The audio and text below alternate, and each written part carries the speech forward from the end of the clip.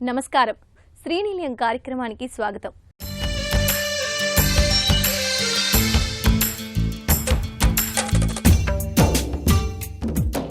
హైదరాబాద్ మహానగరం చుట్టూ గ్రీన్ఫీల్డ్ రహదారులు, రేడియల్ రోడ్లు, ఎలివేటెడ్ కారిడార్లకు తెలంగాణ ప్రభుత్వం శ్రీకారం చుట్టింది. ప్రధానంగా రహదారుల విస్తీరణ, కొత్త వాటి నిర్మాణం, ఔటర్ రింగ్ రోడ్, ప్రాంతీయ రింగ్ రోడ్ మధ్య అనుసంధానంతో పెద్ద ఎత్తున స్థిరాస్తి రంగానికి ఊపిరానుందని స్థిరాస్తి మార్కెట్ వర్గాలు విశ్లేషిస్తున్నాయి. ఇప్పటికే భారత్ ఫ్యూచర్ సిటీకి ఇటు ఓఆర్ఆర్, అటు త్రిబుల్-ఆర్ అనుసంధానంతో ప్రక్రియ వేగంగా నడుస్తోంది. ఈ ప్రాంతాల్లో స్థిరాస్తి మార్కెట్ ఊపందుకుంటుందని ప్రముఖ రియల్ సంస్థలు కొత్త వెంచర్లు వేస్తున్నాయి. దీర్ఘకాలిక సంపద సృష్టికి మాత్రం ఒక స్థిరాస్తిని కొనుగోలు చేయడం అత్యుత్తమ మార్గమని ఈ రంగంలోని నిపుణులు చెబుతున్నారు. ముఖ్యంగా హైదరాబాద్ శివారు ప్రాంతాలు, ఓఆర్ఆర్, ప్రాంతీయ వలయ రహదారి చుట్టుపక్కల పెట్టుబడులతో దీర్ఘకాలంలో మంచి రాబడి పొందవచ్చని స్థిరాస్తి నిపుణులు చెబుతున్నారు.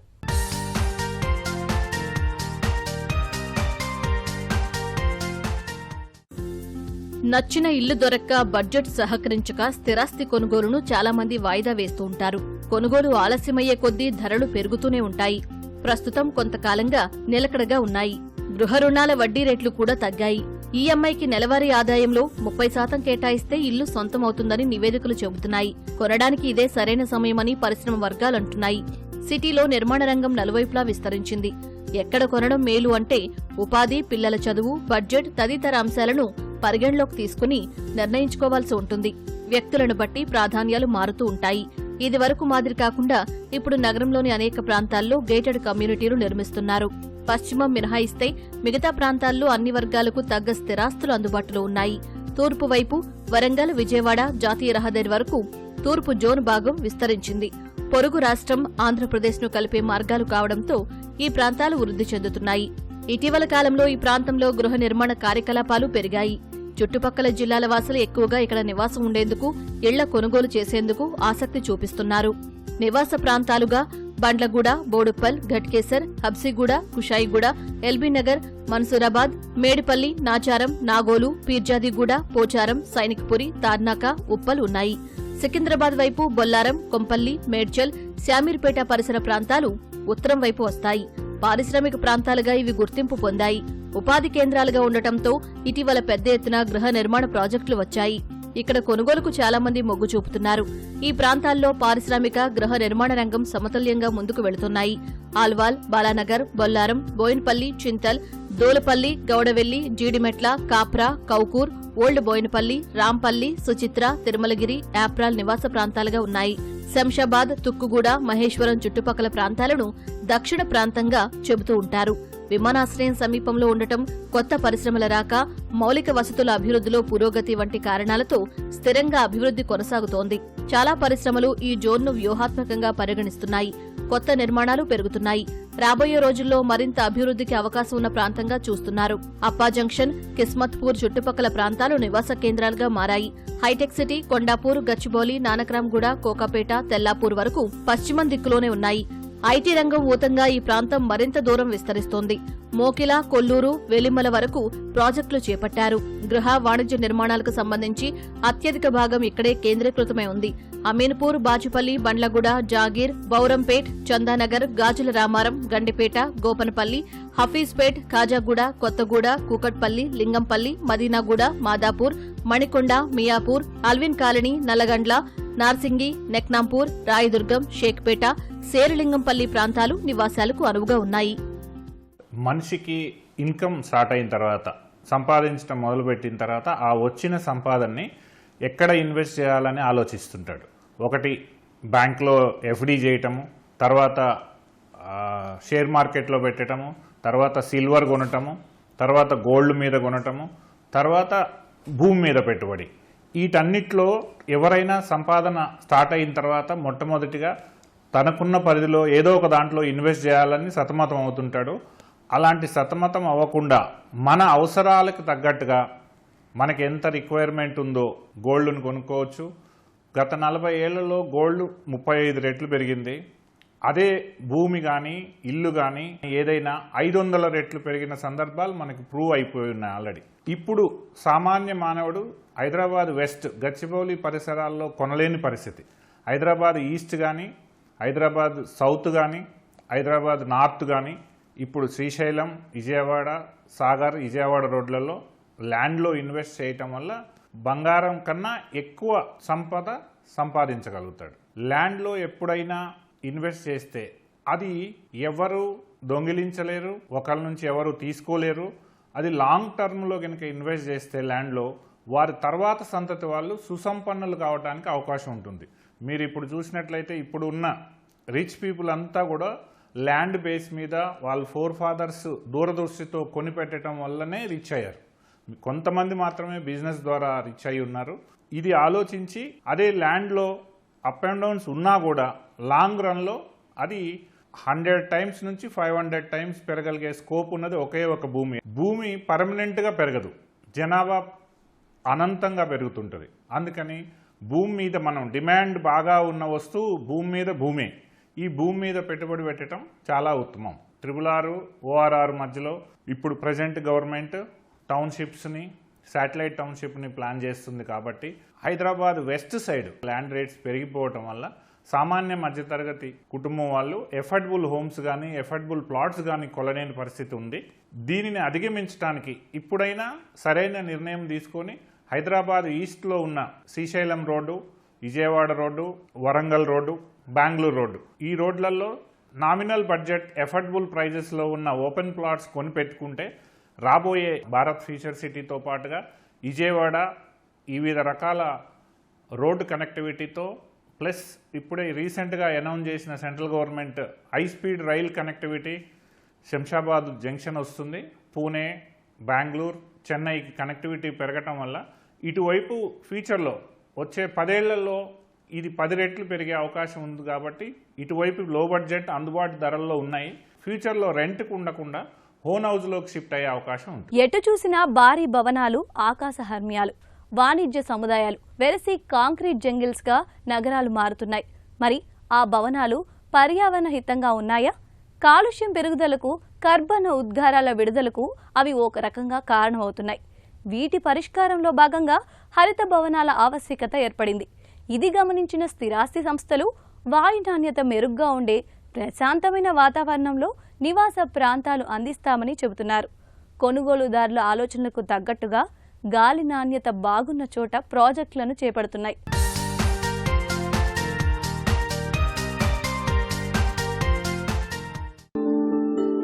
నగరాల్లో నిర్మాణ, వాయు, ధ్వని, వాహన కాలుష్య స్థాయిలు పరిమితికి మించి ఉంటున్నాయి.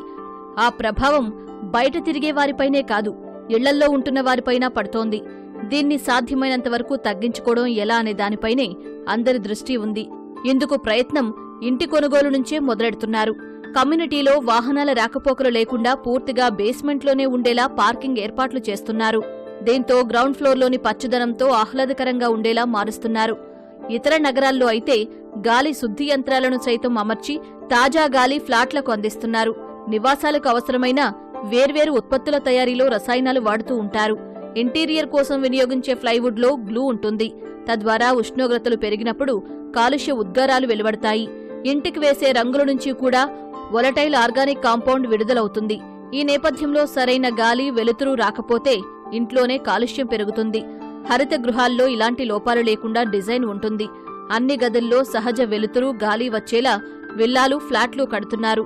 ఈ తరహా నివాసాల్లో వాయు నాణ్యత మెరుగ్గా ఉంటుందని నిపుణులు చెబుతున్నారు. Actually green buildings are now becoming cheaper. ఎందుకంటే మనకి కావాల్సిన ఈకో సిస్టమ్ అవైలబుల్ ఉంది. ప్రోడక్ట్స్ కానీ, కన్సల్టెంట్స్ కానీ, సర్వీస్ ప్రొవైడర్స్ కానీ వీళ్ళందరూ ఉన్నారు. రెండోది, గ్రీన్ బిల్డింగ్ కట్టడం వల్ల ఇండివిజువల్ లెవెల్లో మనకి అడ్వాంటేజెస్ ఎలా ఉంటాయంటే, first of all natural ventilation కానీ, లైట్ వెంటిలేషన్ ఎక్కువ ఉండి చక్కగా టెక్నికల్గా డిజైన్ చేసిన పారామీటర్లు ఉంటే మన living style becomes much more healthier. And మనం హెల్దియర్ లివింగ్ ఉంటే మనకి ఇలాంటి చిన్న చిన్న ప్రాబ్లమ్స్ దగ్గర నుంచి పెద్ద పెద్ద మెడికల్ ప్రాబ్లమ్స్ అవాయిడ్ అవ్వడానికి ఛాన్సెస్ పెరుగుతాయి. Green buildings are leading towards a healthy life style and that is the objective. దానివల్ల you will be able to spare some money which you can use better for your family, maybe for better children education or better equipment at home. So that is definitely one. Second, మీ energy consumption will reduce when it is better ventilated, better lighted. So that imagine if your thermal index of the material that you are using is very good, obviously heat లోపలికి వచ్చేది మన బిల్డింగ్లో కానీ మన అపార్ట్మెంట్లో వచ్చేది తగ్గుతుంది. సో దానివల్ల ఇండైరెక్ట్లీ మీ ఎయిర్ కండిషనింగ్ లోడ్ తగ్గుతుంది. ఎయిర్ కండిషనింగ్ లోడ్ తగ్గితే మీ ఎలక్ట్రిసిటీ బిల్లు తగ్గుతుంది. So that also results in saving. Third most important point ఏంటంటే you are contributing to creating a green environment, not just మీ ఇంట్లో కాకుండా బయట కూడా మన సొసైటీని, మన సిటీని కూడా గ్రీన్ చేస్తున్నాం. కాబట్టి కలెక్టివ్గా దాన్ని ఒక హీట్ ఐలాండ్ ఎఫెక్ట్ అంటారు. అంటే when you have many buildings in close proximity, these buildings because of their material retain heat. But if you are able to create that green buildings, that retaining of heat కొంచెం తగ్గుతుంది. అప్పుడు ఏంటవుతుందంటే overall city temperature కూడా కంఫర్టబుల్గా ఉంటుంది. మీరు రేపు సిటీలో drive చేస్తున్నా కానీ, సిటీ బస్సులో వెళ్తున్నా కానీ, మెట్రోలో వెళ్తున్నప్పుడు కూడా మీకు ఓవరాల్ హీట్ తగ్గుతుంది. That also makes city more comfortable. అప్పుడు ఏంటవుతుంది, your working place becomes more comfortable, travelling time becomes more comfortable, living in your house becomes more comfortable. And that way the whole green city ఒక మంచి lifestyle, healthy లైఫ్ స్టైల్ని promote చేయడానికి contribute చేస్తుంది. So that is why we should always go for green homes and green cities. చుట్టూ వెలుతురు, పచ్చని చెట్లు, ఆహ్లాదకరమైన వాతావరణంతో కూడిన హరిత భవనాలు పర్యావరణ హితానికి తోడ్పడతాయి, ఆరోగ్యాన్ని సంరక్షిస్తాయి. అందుకే క్రమంగా హరిత భవనాలకు ఆదరణ పెరుగుతోంది. ఈ తరహాలో నిర్మిస్తున్న భవనాలకు రేటింగ్ ఇస్తున్న భారత హరిత భవనాల సమాఖ్య నూతన నిర్మాణాలను పర్యవేక్షిస్తూ కట్టడాలకు సూచనలు, సలహాలు ఇస్తోంది. మరి ఇండియన్ గ్రీన్ బిల్డింగ్ కౌన్సిల్ హరిత భవనాలకు ఇచ్చే రేటింగ్ విశేషాలు ఇప్పుడు తెలుసుకుందాం. నగరాల్లో నివాసం అంటే బాగా అభివృద్ధి చెందిన ప్రాంతంలో, ప్రధాన రహదారికి దగ్గరలో, భవిష్యత్తులో విలువ పెరిగే ప్రాంతాల్లో కొనేందుకు ఎక్కువ మంది మొగ్గు చూపుతూ ఉంటారు. రవాణా, పెట్టుబడుల వృద్ధి, అద్దెల ఆదాయం వంటి అంశాలను దృష్టిలో పెట్టుకుని కొంటూ ఉంటారు. ఇప్పటికీ ఇదే పోకడ నడుస్తున్నా ఇప్పటికే ఆయా ప్రాంతాల్లో నివాసముంటూ వాయు, ధ్వని కాలుష్యంతో పడుతున్న ఇబ్బందులను దృష్టిలో పెట్టుకుని కొత్తగా కొనుగోలు చేసే ఆవాసాలను స్వచ్ఛమైన గాలి ఉండే, రణగుణ ధ్వనులు లేని ప్రాంతాల్లో ఎంపిక చేసుకుంటున్నారు. అక్కడే విల్లాలు, వీకెండ్ హోమ్స్, ప్లాట్లు కొనుగోలు చేస్తున్నారు. ఔటరు బయట పలు ప్రాంతాల్లో అర్బన్ ఫారెస్ట్లు ఉన్నాయి. ఇన్నాళ్లు ఇవి సిటీకి దూరంగా అన్నట్లుగా ఉండేవి. నగరం విస్తరించడంతో వీటి వరకు ఆవాసాలు వచ్చేశాయి. వాటి చెంత ప్రాజెక్టులు చేపడుతూ స్వచ్ఛమైన గాలి, పక్షుల కిలకిలరావాలు వింటూ ప్రకృతిని ఆస్వాదించేలా భవనాల డిజైన్లను రూపకల్పన చేస్తున్నారు. వాయు నాణ్యత కూడా స్వచ్ఛంగా ఉంటుంది. మొదట్లో ఇలాంటి చోట నివాసాలు కొన్నవారు వారాంతాల్లో వచ్చిపోయేవారు. రవాణా వ్యవస్థ మెరుగుపడ్డంతో ఇప్పుడు అక్కడే స్థిర నివాసానికి ఆసక్తి చూపుతున్నారు. ఇటీవల వరకు ఇళ్లను గోల్ఫ్ కోర్ట్, చెరువులు, గార్డెన్ కనిపించే వైపు అని చెప్పి అమ్మేవారు. ఇప్పుడు ఈ జాబితాలో తక్కువ ఏక్యూఐ ప్రాంతాలు చేరాయి. ఇందుకోసం సాంకేతికతను వినియోగిస్తున్నారు. చుట్టూ కాంక్రీట్ భవనాల మధ్య వాయు కాలుష్యం ఎక్కువగా ఉంటుంది. చల్లదనం కోసం ఏసీల వాడకంతో మరింత ఎక్కువగా కాలుష్య ఉద్గారాలు వాతావరణాన్ని వేడెక్కిస్తున్నాయి. కమ్యూనిటీ మొత్తానికి సెంట్రలైజ్డ్ ఏసీ ఉండేలా పలు సంస్థలు ప్రాజెక్టులు సిటీలో నిర్మిస్తున్నాయి. మరికొన్ని సంస్థలు కిటికీలు, తలుపులు తెరవగానే కాలుష్యం ఇంట్లోకి రాకుండా చుట్టూ చెట్లు, కొంత ప్రాంతంలో మియావాకీ ఫారెస్ట్ ను పెంచుతున్నారు. పర్యావరణానికి కీడు చేయడంతో స్వచ్ఛమైన గాలిని కొనుక్కునే పరిస్థితి వచ్చిందని పెద్దలు వాపోతున్నారు. నీళ్లు కొంటున్నామని గాలిని కొనాల్సి రావడం మనం చేసుకున్న వినాశనమే అని, ఇప్పటికైనా పర్యావరణ హిత జీవనశైలి అలవర్చుకుందామని చెబుతున్నారు. ఇంటి నిర్మాణాన్ని పర్యావరణ హితంగా మారుస్తున్నారు. హరిత ఉత్పత్తులు వాడుతూ తక్కువ నీరు, విద్యుత్తు వినియోగించుకునేలా వాననీటి సంరక్షణ, వాడిన నీటి పునర్వినియోగానికి ప్రాధాన్యమిస్తున్నారు. ప్రాజెక్టులోని స్థలంలో తక్కువ విస్తీర్ణంలో భవనాలు కట్టి ఎక్కువ ఖాళీ స్థలం వదిలి అందులో పచ్చదనం పెంచడం ద్వారా హరిత భవనాలను నిర్మిస్తున్నారు. ఇండియన్ గ్రీన్ బిల్డింగ్ కౌన్సిల్ నుంచి ప్లాటినంతో సహా వేర్వేరు రేటింగ్స్ పొంది అందుకు తగ్గట్టుగా కడుతున్నారు. వీటిలో నివాసంతో ఆరోగ్యంగా ఉండడమే కాదు, ఉత్పాదకత పెరుగుతుందని నిపుణులు చెబుతున్నారు. పూర్వకాలము మన గ్రామాలలో మన ఇండ్లన్నీ కూడా లోకల్గా అవైలబుల్ ఉన్న మెటీరియల్తో మనం చేసుకునే వాళ్ళం. సాయిల్తో, మడ్తో కానివ్వండి, వాల్స్ కూడా మడ్ వాల్స్ కానివ్వండి, టైల్స్, రూఫ్ టైల్స్ కానివ్వండి, తర్వాత రాఫ్టర్స్, బీమ్స్, పిల్లర్స్ అన్నీ కూడా మనం లోకల్గా అవైలబుల్ వుడ్తో చేసుకునే వాళ్ళము. సో అక్కడ మనం రిజర్వ్ ఫారెస్ట్ను ఎక్కడ కానీ, నేచర్ను కానీ పెద్ద ఎత్తున ఎప్పుడు మనం డిస్టర్బ్ చేయలేదు ఆ రోజుల్లో. ప్లస్ ఇవన్నీ కూడా సెంట్రల్ కోర్ట్ యార్డ్ ఉన్న హౌసెస్ మనం కట్టుకున్నాం ఆ రోజులు. సెంట్రల్ కోర్ట్ యార్డ్ ఉన్న హౌసెస్ కూడా డే టైం అంతా కూడా మనకు న్యాచురల్ లైట్ ఉంటుంది. ప్లస్ ఎయిర్ ఫ్లో కూడా ఉంటుంది. ఇది ఆల్మోస్ట్ బయట కూర్చున్నప్పుడు ఏదైతే కంఫర్ట్ ఉంటుందో సేమ్ థింగ్ మన మాండో హౌసెస్లో ఉంటుంది. ఇప్పుడు మోడర్న్ ఇండియాలో మనకు అర్బనైజేషన్ అవుతూ ఉంది. ఈ అర్బనైజేషన్ వల్ల మనం ఎక్కువ వర్టికల్గా పోతున్నాం. దీంట్లో సిమెంటు, స్టీలు వాడడం చాలా పెరిగిపోయింది. ఆర్ ఇతర మెటీరియల్ కూడా వాడుతున్నాం. ఇవన్నీ కూడా మనం న్యాచురల్ రిసోర్సెస్ను ఇండిస్క్రిమినేట్గా డిస్ట్రక్షన్ చేస్తున్నాం. బేసికలీ ఇండియన్స్ కానీ సౌత్ ఇండియన్స్ పర్టికులర్ మనమంతా కూడా ఫ్యూచర్ జనరేషన్ కొరకు వాళ్ళు బాగుండాలనే ఉద్దేశంతో మనము వెళ్తూను మనం చాలా సేవ్ చేస్తాం. కానీ ఈ సేవింగ్ వల్ల ఏమి యూజు? ఈ విధంగా నేచర్ డిస్ట్రక్షన్ కావడం వల్ల మొత్తం పొల్యూషన్ కావడం వల్ల రేపు వచ్చే జనరేషన్స్కు మీకు ఒక ప్యూర్ వాటర్ దొరకదు. అసలు వాటర్ దొరకకపోవచ్చు, ఫారెస్టే ఉండకపోవచ్చు, మంచి ప్యూర్ ఎయిర్ ఉండకపోవచ్చు. అప్పుడు ఎయిర్ కూడా కొనుక్కోవాల్సి వస్తుంది. ఇప్పుడు వాటర్ బాటిల్స్లో గతంలో ఇప్పుడు బాటిల్స్లో వాటర్ కొనుక్కోలేదు, ఇప్పుడు వాటర్ బాటిల్స్ కొంటున్నాం.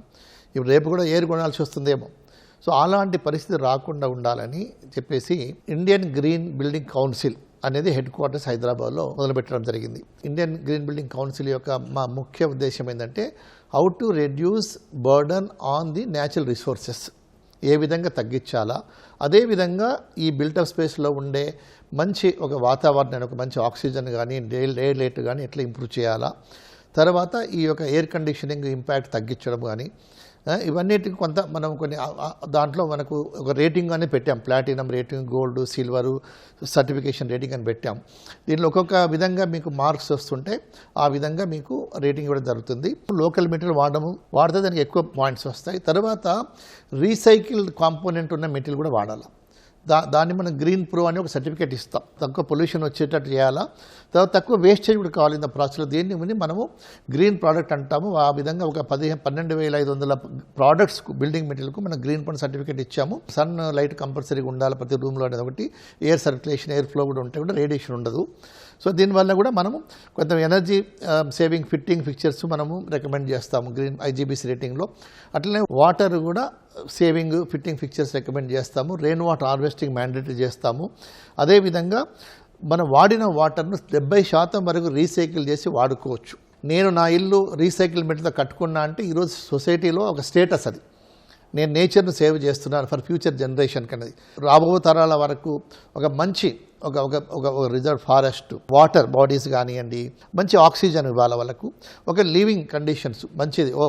ఇండియా అంటే మంచిది, అక్కడ మనం లివబుల్ ఇండెక్స్ బాగుంది అనే విధంగా తీసుకొచ్చేటట్టు మన దేశంలో డెఫినెట్గా ఇది ఇంప్లిమెంట్ చేసి గవర్నమెంట్ సహకరిద్దాం, మనకు సహకరించుకుందాం. మనకు రాబో పిల్లల వారికి వాళ్ళ భవిష్యత్తు దృష్టిలో పెట్టుకొని it's not the money are wealth కాదు, నేచర్ను మనం కాపాడుకుంటే అన్ని బాగుంటాయి. ఇళ్ల స్థలాలు, అపార్ట్మెంటు కొనే ముందుగా వాస్తును పరిశీలిస్తుంటారు. మరి ప్రేక్షకులు అడిగిన ప్రశ్నలకు వాస్తు నిపుణుల సమాధానాలు ఇప్పుడు తెలుసుకుందాం.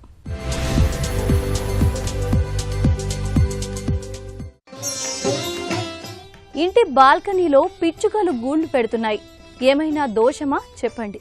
ఇంటి లోపలికి తేనె తెట్లు అనేటువంటివి ఇంటి లోపల పెట్టినా, ఇంటి ఆచ్ఛేదంలో ఫ్రంట్ పేషియోలో కానీ అట్లా ఏమన్నా పెట్టినా, లేకపోతే కొన్ని పావురాలు వచ్చినా, లేకపోతే కొన్ని పిచ్చుక గూళ్ళు పెట్టినా దానివల్ల ఉండేటువంటి దోషం ఏంటి, దానికి ఏం చేస్తే ఆ ఇంట్లో ఏమన్నా దోషం ఉంటే పోతుంది అనేటువంటిది ముఖ్యంగా మనం తెలుసుకుందాం. పిచ్చుక గూళ్ళు పెట్టినప్పుడు ఆ పిచ్చుక గూళ్ళు ఇంట్లోంచి తీసేయచ్చా, అలా చేసినప్పుడు స్థానభంగం కలిగి దానికి ఇబ్బంది అవుతుంది కదా, అలా మనం చెయ్యొచ్చా అనేటువంటిది కూడా చాలామందికి సందేహం ఉంటుంది. అయితే ఏంటంటే పంచభూత యజ్ఞాలలో ఈ యొక్క నోరు లేని జీవాలకి మనం షెల్టర్ ఇవ్వటం, ఏదైనా బయట తాగటానికి కొంత ఒక బౌల్లో నీరు పెట్టడం మనం చూస్తూనే ఉంటాం. చలివేంద్రాలు అని చెప్పి పెడుతూ ఉంటారు, బయట చలివేంద్రాలు పెట్టడం, ఇవన్నీ కూడా మంచి పనులే. దానివల్ల తెలియని శక్తి అనేటువంటిది, మనకి తెలియని పుణ్యము అనేటువంటిది మనకు వస్తుంది. కాబట్టి అలాంటి పనులు చేసినా ఇబ్బంది ఏం లేదు. కాబట్టి ఏంటంటే ఈ పిచ్చుక గూళ్ళు ఇంట్లో ఉన్నంత మాత్రం దానివల్ల నష్టమే లేదు.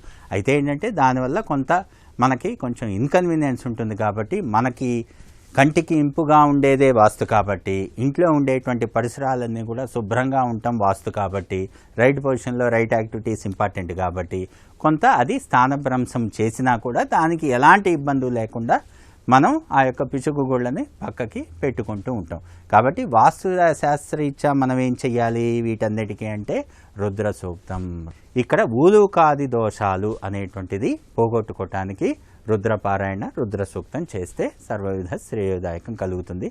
పిచ్చుకగుళ్ళు అదేవిధంగా పావురాలు వచ్చినప్పుడు కూడా ఒక్కసారి నమ్మకం చమ్మకం రుద్రం పెట్టేసేస్తే అయిపోతుంది, రుద్రం చదువుకుంటే అయిపోతుంది, ఎలాంటి దోషము ఉండదు. వాస్తు శాస్త్రరీత్యా నిత్యం కూడా మనం చేసేటువంటి అభిషేకమే మనకి బలాన్ని ఇస్తుంది. ఇంట్లో ఏమన్నా వాస్తు దోషాలున్నా కూడా మనం ఎప్పుడైతే శివలింగానికి అభిషేకం చేస్తామో, షోడశోపచార పూజలు మనం ఏం చేయక్కర్లేదు, వచ్చిన విధంగా మనం ఏ విధంగా చేసుకుంటే శివుడు సంతసిస్తాడు, వాస్తుశాస్త్రరీత్యా మనకి బలం వస్తుంది అనేటువంటి చూసుకొని నమస్తే అస్తు భగవన్ విశ్వేశ్వరాయ మహాదేవాయ త్రయంబకాయ త్రిపురాంతకాయ త్రికాగ్ని కాలాయ కాలాగ్ని రుద్రాయ నీలకంఠాయ మృత్యుంజయాయ సర్వేశ్వరాయ సదాశివాయ శ్రీమన్మహాదేవాయ నమః.